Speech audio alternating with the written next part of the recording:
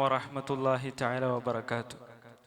ബിസ്മില്ലാ വൽഹംദുലില്ലാ വസ്സലാത്തു വസ്സലാമു അലാ അഷ്റഫി റസൂലില്ലാ വഅലാ ആലിഹി വസഹ്ബിഹി അജ്മഈൻ അമ്മാ ബഅദ്. കൂട്ടുകാരെ, മലിനീകരണം, നിലവിലെ പ്രശ്നങ്ങളും പരിഹാരങ്ങളും എന്ന വിഷയത്തെ സംബന്ധിച്ചാണ് ഞാൻ നിങ്ങളുടെ മുമ്പിൽ പ്രസന്റ് ചെയ്യുന്നത്. അതിന് എന്താണ് നമ്മളെ മലിനീകരണം? നമുക്കൊക്കെ അറിയാം, നമ്മൾ ഈ കാണുന്ന ചപ്പ് ചവറ് വേസ്റ്റുകൾ, ഇത് മാത്രമല്ല മലിനീകരണം. നമ്മൾ ഈ കാണുന്ന പ്ലാസ്റ്റിക്, അത് മാത്രമല്ല മലിനീകരണം എന്ന് പറഞ്ഞു കഴിഞ്ഞാൽ മനുഷ്യനും പരിസ്ഥിതിക്കും അപകടകാരികളായ വസ്തുക്കൾ പുറത്തുവിടുന്നതിനെയാണ് മലിനീകരണം എന്ന് പറയുന്നത്. പരിസ്ഥിതി മലിനീകരണം ഇന്ന് മനുഷ്യൻ നേരിടുന്ന പ്രധാന പ്രശ്നങ്ങളിൽ ഒന്ന് തന്നെയാണ്. മനുഷ്യന്റെ ആരോഗ്യത്തിനും അതേപോലെ തന്നെ ജീവിതത്തിനൊക്കെ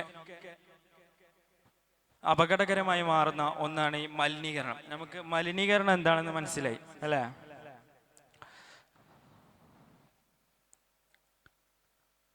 ഇനി മലിനീകരണം, വിവിധ ഇനം മലിനീകരണം ഉണ്ട്. ഞാൻ ആദ്യം പറഞ്ഞ പോലെ നമ്മൾ കാണുന്ന ഈ പ്ലാസ്റ്റിക് ചപ്പ് ചവറുകൾ മാത്രമല്ല മലിനീകരണം എത്ര ഇനുണ്ട്? പ്രധാനമായിട്ടും മലിനീകരണം നമുക്ക് 4 തരംതിരിക്കാം.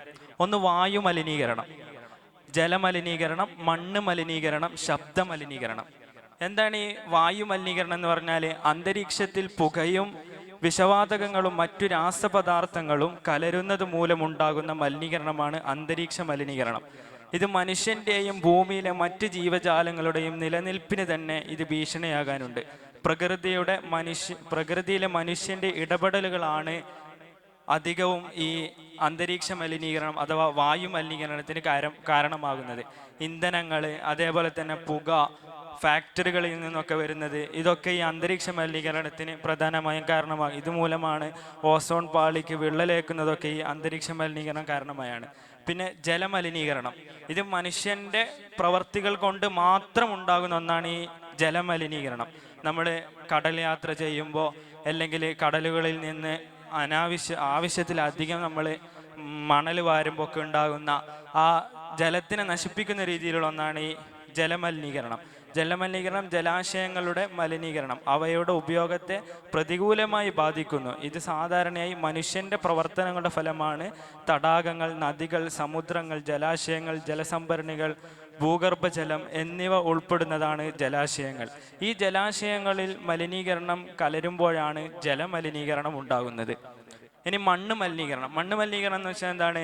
മനുഷ്യന്റെ ആരോഗ്യത്തിനും ആവാസ വ്യവസ്ഥയ്ക്കും അപകട സാധ്യതയുള്ള വളരെ ഉയർന്ന സാന്ദ്രതയിൽ വിഷരാസ്ത വസ്തുക്കളുടെ അഥവാ മലിനീകരണം അല്ലെങ്കിൽ മണ്ണിലെ സാന്നിധ്യമാണ് മണ്ണ് മലിനീകരണം എന്നുകൊണ്ട് നിർവചിക്കുന്നത്. പിന്നെ ശബ്ദ മലിനീകരണം. ഈ ശബ്ദ മലിനീകരണം ഉണ്ടാകുന്നത് മനുഷ്യന്റെയോ വാഹനങ്ങളുടെയോ മൃഗത്തിൻ്റെയോ യന്ത്ര സാമഗ്രികളുടെയോ പ്രവർത്തനത്താൽ സൃഷ്ടിക്കപ്പെടുന്നതും മനുഷ്യന്റെയോ മറ്റു ജീവജാലങ്ങളുടെയോ സൗരജീവിതത്തെ അഥവാ സന്തുലനാവസ്ഥയെ താളം തെറ്റിക്കുന്നതുമായ അമിതവും അസഹ്യവുമായ ശബ്ദത്തെയാണ് ശബ്ദമലിനീകരണം എന്നുകൊണ്ട് അർത്ഥമാക്കുന്നത്.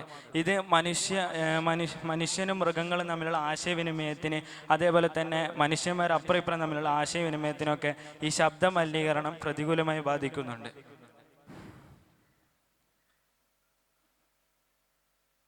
ഇനി മലിനീകരണം എത്ര അപകടകരമെന്ന് ചോദിച്ചാൽ, ശബ്ദ മലിനീകരണം ഏകദേശം 63% ശബ്ദ മലിനീകരണം ഇന്ന് ലോകത്തുണ്ട്. പിന്നെ അന്തരീക്ഷ മലിനീകരണം 73.8% ആൾക്കാർ ഈ അന്തരീക്ഷ മലിനീകരണം കൊണ്ട് ബുദ്ധിമുട്ടുന്നുണ്ട്. അതേപോലെ തന്നെ ജലമലിനീകരണം 52.2% ആൾക്കാർ ജലമലിനീകരണം കൊണ്ട് ബുദ്ധിമുട്ടുന്നുണ്ട്. അതേപോലെ തന്നെ മണ്ണ് മലിനീകരണം എന്ന് പറയുന്നത് 6.5% വേൾഡിൽ മണ്ണ് മലിനീകരണവും ഉണ്ട്. 99% ആളുകളും ഈ മലിനീകരണം മൂലം ബുദ്ധിമുട്ടുന്ന ഒരു അവസ്ഥയാണ് ഇന്ന് നാം കണ്ടുകൊണ്ടിരിക്കുന്നത്.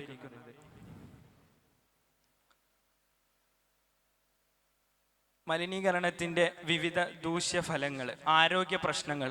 മലിനീകരണം മൂലം നമുക്ക് ശ്വാസതടസ്സം, അതേപോലെ തന്നെ ഒരുപാട് ആരോഗ്യ പ്രശ്നങ്ങൾ ഉണ്ടാകുന്നു. മലിനീകരണം വിവിധ രോഗങ്ങൾക്കും ആരോഗ്യ പ്രശ്നങ്ങൾക്കും കാരണമാകുന്നു. വായുമലിനീകരണം ശ്വാസകോശ രോഗങ്ങൾക്കും ഹൃദയ രോഗങ്ങൾക്കും കാരണമാകുമ്പോൾ ജലമലിനീകരണം കലരപ്പറ്റും മറ്റ് ആകസ്മമാർഗ രോഗങ്ങൾക്കും ഇത് കാരണമാകുന്നു. അതേപോലെ തന്നെ വന്യജീവി നാശം ഇത് മലിനീകരണം മൂലമുണ്ടാകുന്നതാണ്.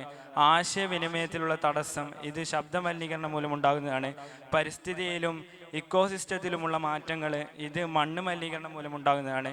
അതേപോലെ തന്നെ ഇൻഫ്രാസ്ട്രക്ചർ ഇതും മണ്ണ് മലിനീകരണം മൂലമുണ്ടാകുന്നതാണ്. അതായത് റോഡൊക്കെ നമ്മളെ ഭൂമിയിലുണ്ടാകുന്ന വിള്ളൽ ഇതൊക്കെ മലിനീകരണം മൂലമുണ്ടാകുന്ന ഒന്നാണ്.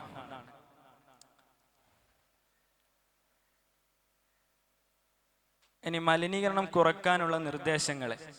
പുനരുപയോഗം. നമ്മൾ പ്ലാസ്റ്റിക്കുകളൊക്കെ വേസ്റ്റാക്കി കഴിഞ്ഞാൽ അത് വലിച്ചെറിയാതെ നിക്ഷിപ്ത സ്ഥലത്ത് നിക്ഷേപിച്ചുകൊണ്ട് അതിനെന്താക്കുക, കൊണ്ടുപോയി റീയൂസ് ചെയ്യുക. അതിനെ എന്താക്കുക, ഒന്നും കൂടി ഉപയോഗിക്കാൻ പാകത്തിന് അത് പ്ലാസ്റ്റിക്കുകളൊക്കെ മണ്ണിലേക്ക് വലിച്ചെറിഞ്ഞു കഴിഞ്ഞാൽ അത് മണ്ണിൽ ലയിക്കുകയില്ല. അതങ്ങനെ അവിടെ തന്നെ മലിനമായി കിടന്ന്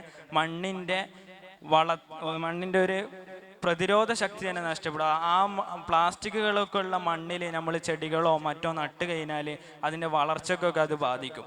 അതുകൊണ്ട് തന്നെ വലിച്ചെറിയുന്നതിന് പകരം അത് റീയൂസ് ചെയ്യാൻ പറ്റുന്ന സാധനങ്ങളാണെങ്കിൽ അത് റീയൂസ് ചെയ്യുക എന്നുള്ളത് മലിനീകരണം കുറയ്ക്കാനുള്ള ഒന്നാണ്. പിന്നെ അതേപോലെ തന്നെ സർക്കാരുകളും മറ്റുമൊക്കെ എന്താക്കുക, പുനരുജ്ജീവനം പുനർനിർമ്മാണം പ്രോത്സാഹിപ്പിക്കുക. അതേപോലെ തന്നെ ഈ ജൈവ വസ്തുക്കൾ ഉപയോഗിച്ച് ബയോഗ്യാസ് പോലത്തതൊക്കെ ഉണ്ടാക്കി ഇതിനൊക്കെ പഞ്ചായത്തുകളും മറ്റും മലിനീകരണം കുറയ്ക്കാനുള്ള നിർദ്ദേശങ്ങൾ പ്രോത്സാഹിപ്പിക്കുക. അതിൽ നാം പങ്കെടുക്കുക. അതേപോലെ തന്നെ സുസ്ഥിര വൈദ്യുതി പ്രോത്സാഹിപ്പിക്കുക. സുസ്ഥിര വൈദ്യുതി എന്ന് പറഞ്ഞാൽ സോളാർ പോലത്തെ വൈദ്യുതികളൊക്കെ നാം പ്രോത്സാഹിപ്പിക്കുക. മലിനീകരണം കുറയ്ക്കാനുള്ള നയങ്ങൾ, പാരിസ്ഥിതിക നിയമങ്ങൾ ശക്തമാക്കുക. പുനരുപയോഗവും പുനർനിർമ്മാണവും പ്രോത്സാഹിപ്പിക്കുക. 2024 കണക്കുകൾ പ്രകാരം മലിനീകരണം കുറയ്ക്കാനുള്ള നയങ്ങൾ 20% മാത്രമേ വിജയകരമായി നമുക്ക് പൂർത്തിയാക്കാൻ സാധിച്ചിട്ടുള്ളൂ. അതുകൊണ്ട് ഇനി നമ്മളൊക്കെ എന്താക്കുക, മലിനീകരണം കുറയ്ക്കാൻ വേണ്ടി പരമാവധി ശ്രമിക്കുക. ഇനി മലിനീകരണം കുറയ്ക്കാനുള്ള സാങ്കേതിക വിദ്യകൾ. കണിക ഫിൽട്ടറുകൾ. ഇത് മലിനീകരിത വായുവിൽ നിന്നുള്ള കണികകൾ നീക്കം ചെയ്യുന്നു, ശുദ്ധമായ വായു നൽകുന്നു. അതേപോലെ തന്നെ എയർ പ്യൂരിഫയർ, വായു മലിനീകരണം കുറയ്ക്കാൻ സഹായിക്കുന്ന ഉപകരണങ്ങളാണ്. ആരോഗ്യത്തിന് ഗുണം ചെയ്യുന്നു ഇത്. അതേപോലെ തന്നെ സുസ്ഥിര ഊർജ സാങ്കേതിക വിദ്യകൾ. അതേപോലെ തന്നെ സോളാർ പാനലുകൾ, വിൻഡ് ടർബിനുകൾ, ഇലക്ട്രിക് വാഹനങ്ങൾ ഇതൊക്കെ ഉപയോഗിക്കുന്നത് മൂലം ഇന്ധനം മൂലമുണ്ടാകുന്ന അന്തരീക്ഷ മലിനീകരണങ്ങളൊക്കെ കുറക്കാൻ ഈ കറണ്ടിൻ്റെ വാഹനങ്ങളൊക്കെ ഉപയോഗിക്കുന്നതിലൂടെ ഒരുപാട് ഗുണങ്ങളുണ്ടാകും.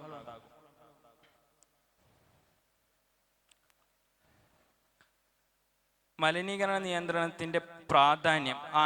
അതിന് ആദ്യം പറഞ്ഞ പോലെ മലിനീകരണം നിയന്ത്രിക്കുന്നതുപോലെ നമുക്ക് ആരോഗ്യം സംരക്ഷിക്കാൻ കഴിയും, സാമ്പത്തിക നേട്ടങ്ങൾ ഉണ്ടാവാൻ കഴിയും. 2024 കണക്ക് പ്രകാരം മലിനീകരണം കുറയ്ക്കാൻ മൂലം 15% ആരോഗ്യ പ്രശ്നങ്ങൾ കുറഞ്ഞിട്ടുണ്ട്. 2020 നിലവിലെ സാഹചര്യം അനുസരിച്ച് അത്രയാണ് കണക്കുകൾ. ഇൻഷാ അല്ലാഹ് അപ്പോൾ നമുക്ക് മലിനീകരണത്തെക്കുറിച്ച് ഏകദേശം ഒരു ഐഡിയ കിട്ടിയിട്ടുണ്ടാകുന്നു എന്ന് വിചാരിക്കുന്നു. എൻ്റെ വാക്കുകൾക്ക് അൽഹംദുലില്ലാഹി റബ്ബിൽ ആലമീൻ. അസ്സലാമു അലൈക്കും വറഹ്മത്തുള്ളാഹി തആല വബറകാതുഹു. An intellectual glint of melodious art. Esperanza 24 Saadia Dawah Fiesta